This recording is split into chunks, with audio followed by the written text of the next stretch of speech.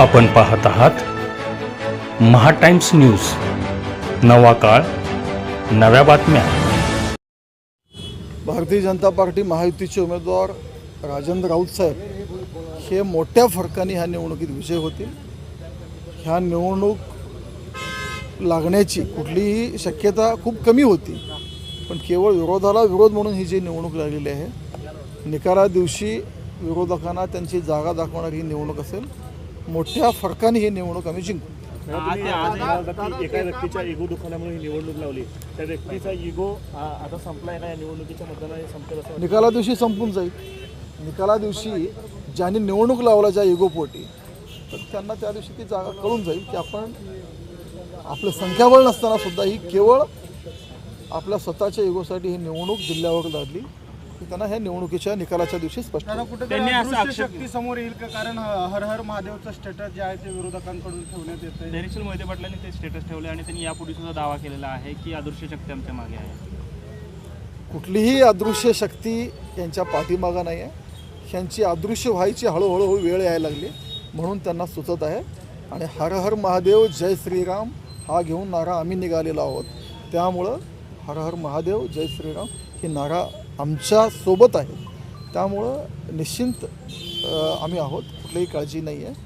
आणि अशा कुठल्याही त्यांना अपेक्षित आहे ते ह्या निवडणुकीत होणार आहे।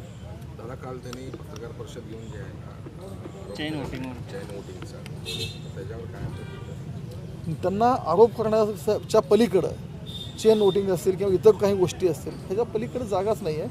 थोडक्यात निवडणुकीच्या निकालाच्या वेळी जे बोलायला पाहिजे ते निकालाच्या अगोदर ते बोलायला लागले। त्यामुळे तुम्ही निकालाची स्पष्टता त्यांच्या आपलं स्टेटमेंट बघून आपल्याला भेटेल। काय नेमका निकाल काय असेल? निकाल कसा लागेल? एकतर्फी निकाल असणार आहे।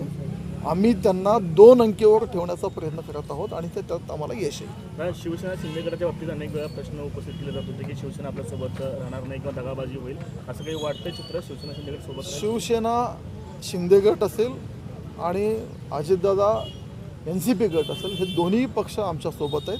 त्यामुळं कुठलाही दगाफटका होणार नाही याची आम्हाला खात्री आहे। महायुती भक्कम आहे आणि आम्ही चांगल्या बहुमताने निवडून येऊ। दादा, कुठेतरी स्थानिक आघाड्यांचा पण प्रश्न होतो या बाबतीत, ते तुमच्यासोबत राहिलेत, उघड राहिलेत खूप जण, म्हणजे असे लपूनही नाहीत, ओपन उघडरित्या आमच्यासोबत आहेत। दादा, काल त्यांनी म्हणजे पत्रकार परिषदेत असं सांगितलं आहे की ते जे मतदार आहेत ते कुणाला मतदार करणार हे बाहेर येणार नाही। उगाच भाजपचे वरिष्ठ नेते जे आहेत त्या नगरसेवकांवर दबाव तंत्राचा वापर करत आहेत। मी काय म्हटलं, निकाल झाल्यावर ज्या गोष्टी त्यांना बोलायच्या आहेत ते कदाचित त्यांना लक्षात आलं नाही, ते निकालाच्या अगोदरच बोलायला लागलेत।